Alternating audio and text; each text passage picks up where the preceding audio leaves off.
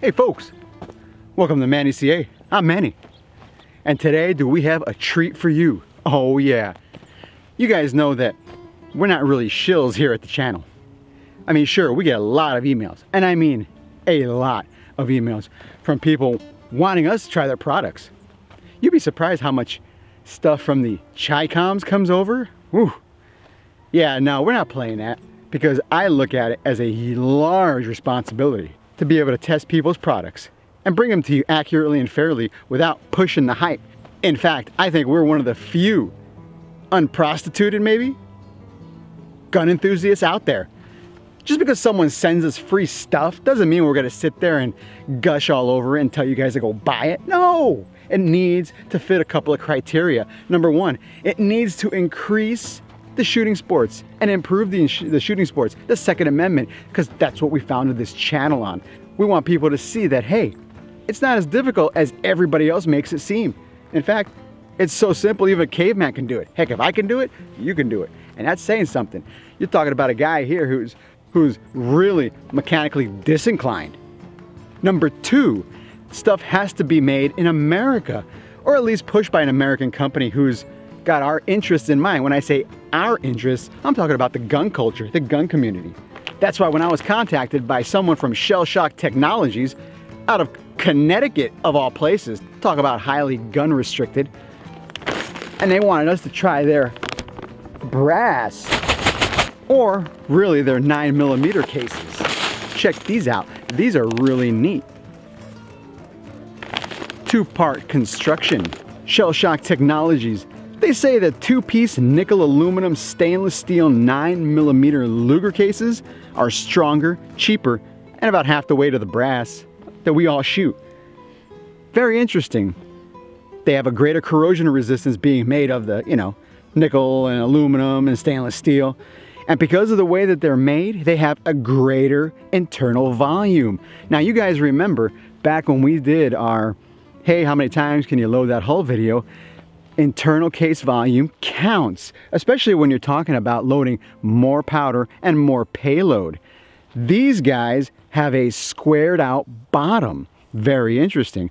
Whereas normal conventional brass shells look like they're kind of oval on the bottom, more like a Winchester type shell or an American type shell, as opposed to a Riefenhausen's type, Europeans type shell. We're talking about shotgun shells here that are square on the bottom.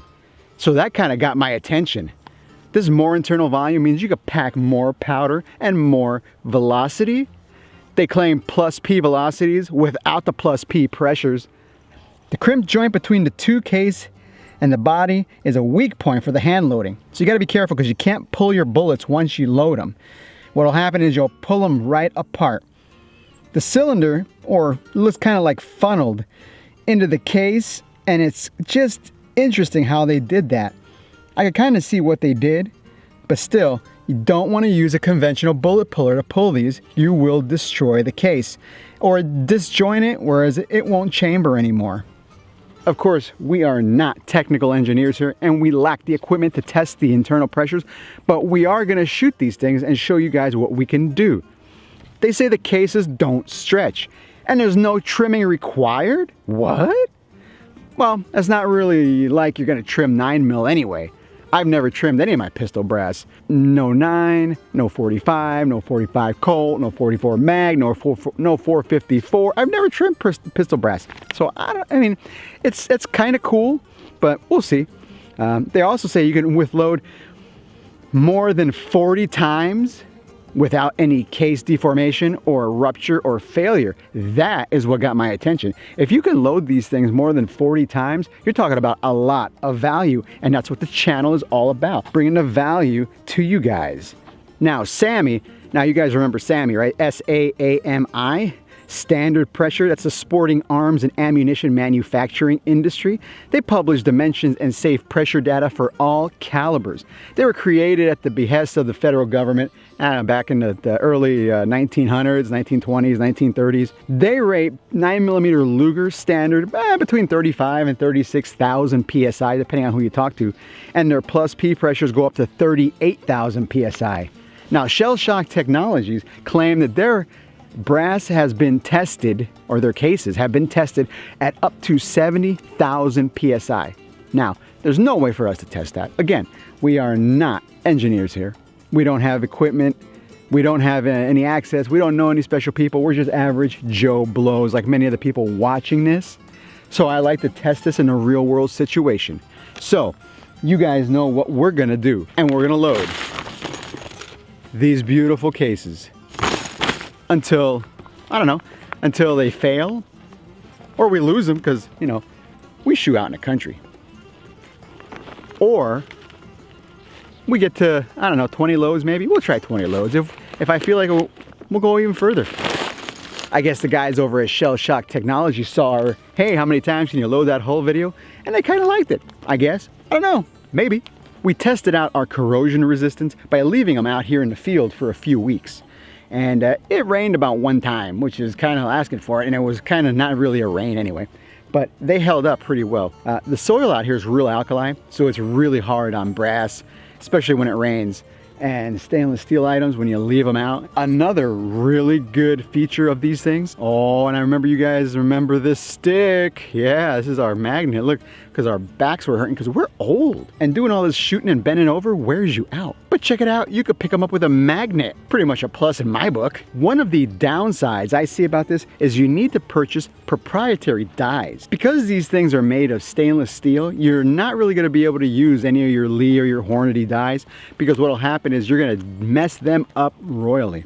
So they also sent me their dies. Basically, there's two types of dies. Those of you familiar with the loading process understand that after you shoot the round, you need to deprime it.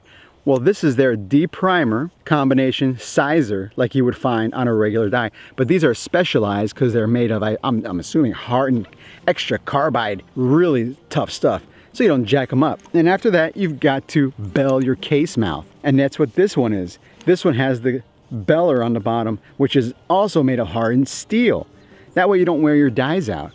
These two dies, MSRP, I think they're about $100. So that's another barrier to the entry of using these things, is you're gonna have to get some proprietary dies. Oh, another thing, you can use your standard cedar and crimper die, which is what we've got set up. Oh, and you guys really should thank me, because I schlepped all this stuff out from the house, and believe me, having two presses set up is no easy chore, especially out in the field. So you guys got to know how much I love you that we're doing this. For today's testing, we've got the Glock 17 3rd gen model, mostly because it's got a standard chamber, and I want to see how fast we could push these guys. All right, so quickly, we're going to go over how we're going to do this. Let me take you back to the setup, and we'll proceed. So here we set up our two presses. Yes, our two presses on the back of the truck. Now, we've got this nice heavy-duty steel, which we should be stable enough to load. And we're shooting today our 125 grain truncated cone, coated bullets. Oh, look at that, my stash. Also, we're gonna be using about 6 grains of unique. I think that's a tad on the high side, but hey, you know what? We want these things to get a workout, and that's what we're aiming for today. So I've got 2 dies, one set up for a sizer decapper. We're gonna need a decapper because we gotta deprime these puppies and reprime them. Oh, and for the repriming process, I just got my standard capping tool, and we're using Fiocchi small pistol primers. 2-piece NAS. I don't know what the NAS stands for. I tried looking, but I couldn't find it. Consistent round-to-round performance, reloadable using their reloading, sizing, and flaring dies. They're magnetic, yada, yada, yada. There's their information, shellshocktech.com. All the info is going to be on the bottom. I think this is a really, really neat deal. But again, this is where we shoot. Do you see? Yeah. I want to retrieve my brass, not lose it. Shot number 1. This may get a little tedious. If you guys have followed our other hull testing videos, we're going to fast forward here and there and cut here and there. But in the interest of brevity, you will see what happens. We're going to wear these cases out, or maybe these cases are going to wear us out. Either way, we're going to have some fun. Oh, that one went pretty far.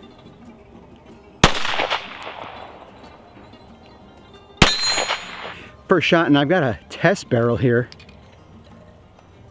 Oh, but it looks like we're gonna have to size this sucker. Interestingly enough, in the Glock barrel, we don't have to size them. They kind of just drop right in.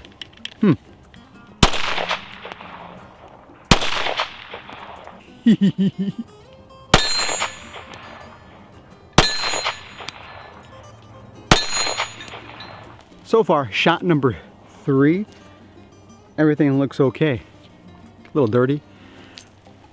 I think we're gonna proceed now until we reach 10, then we'll do a case evaluation. These dies have a nylon bushing in here, which acts like a spring. And you can see, you're just kind of popping them out, and I'm not sizing them.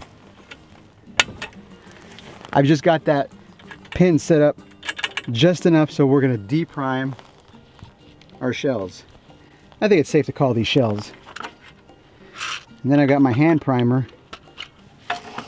And since we're gonna lose track, I'm keeping track of how many shots we do with bullets. This is the 3rd shot. Dippers work very, very well.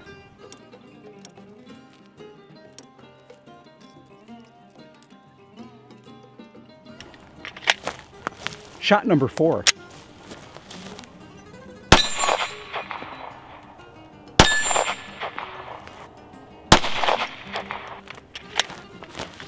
Shot number 5, and we still have not resized our cases.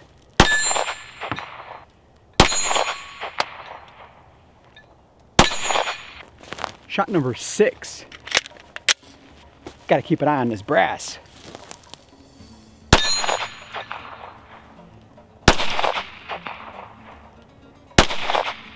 Shot number 7.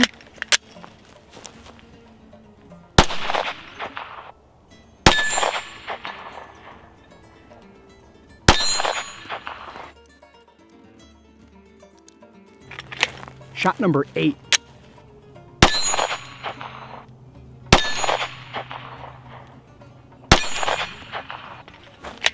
Shot number 9.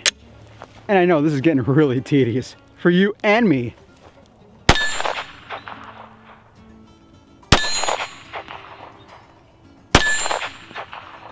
Shot number 10. And did I mention that I'm not even flaring the mouths? Well, that's very interesting.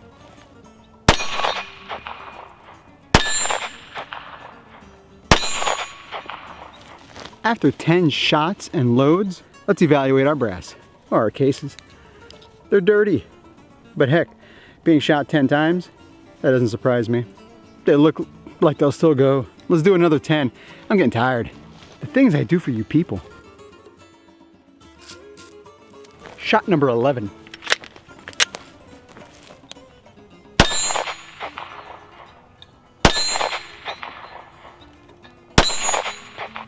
Shot number 12, coming on up.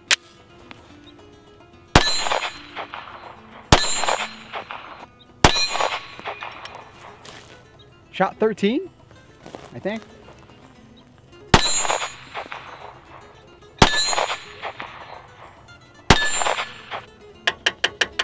So I'll give you an example of how harsh our conditions are out here. This is a piece of standard brass 45 that I just found. I think it was shot with a revolver, because you can see the dimple. It's not a Glock type primer strike. Yeah, and it's bad, it's black. And it's only been out here maybe about a year or so. So yeah, conditions are brutal. Shot 14. For those of you still watching and haven't nodded off into a coma or something.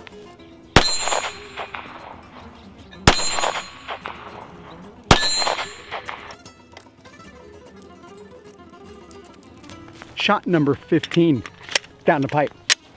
And yeah, these cases are getting used more than Stormy Daniels. You guys thought I'd forgot about her, huh? Out of sight, but not out of mind.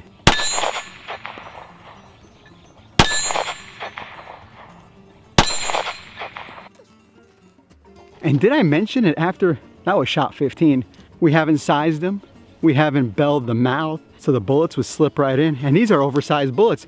These rounds we're using, these bullets that we're using, they're cast .356 instead of standard .355. I know, mind-numbing details, but geeks like me like to know this stuff. So you're getting a bigger bullet, and we're still not getting any shaving or any leading in our bore. Even though these are coated bullets, not bad. Shot 16.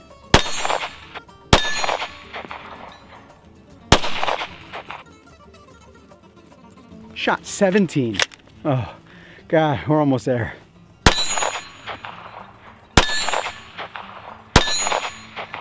18. Shot number 18. 18 loadings. Wow.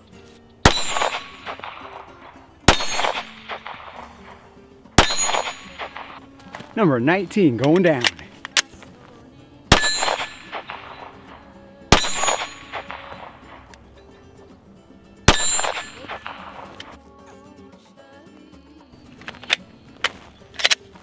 Number 20.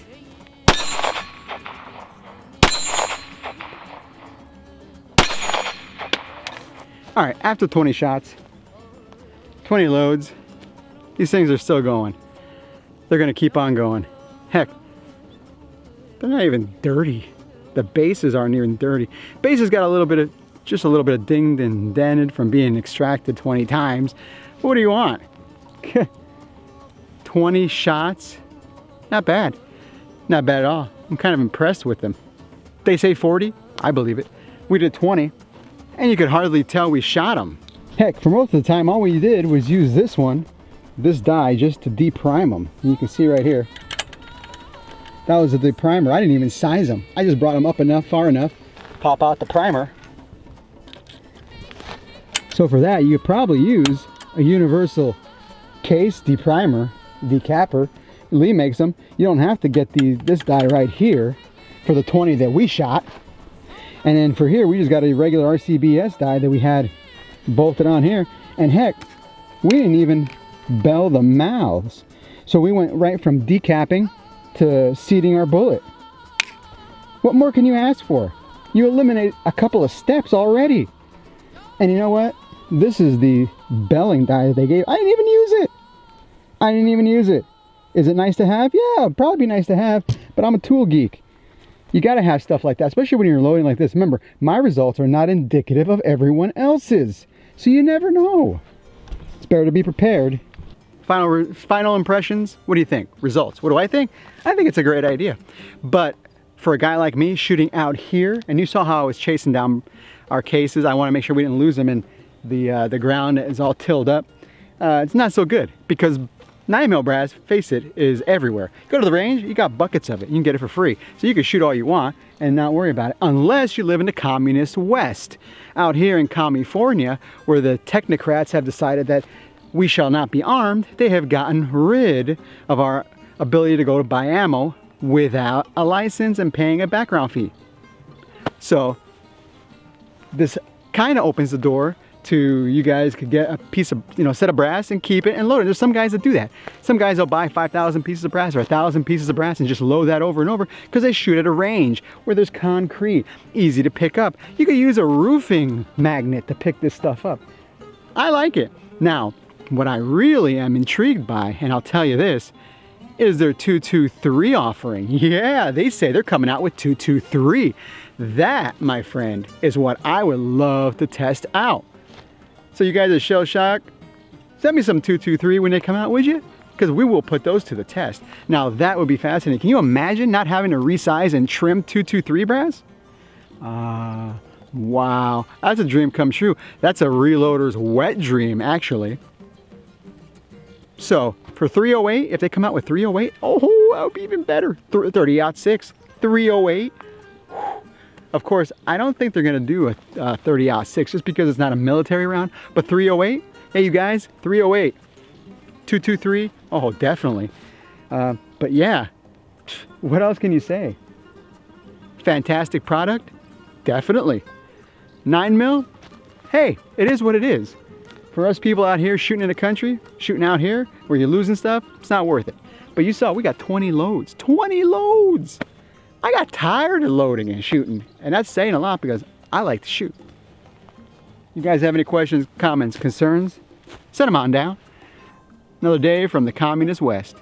Stay safe, go shooting, pass the sport on. Because remember, if we don't pass this on, nobody's going to be shooting, and our sport will die. Till next time.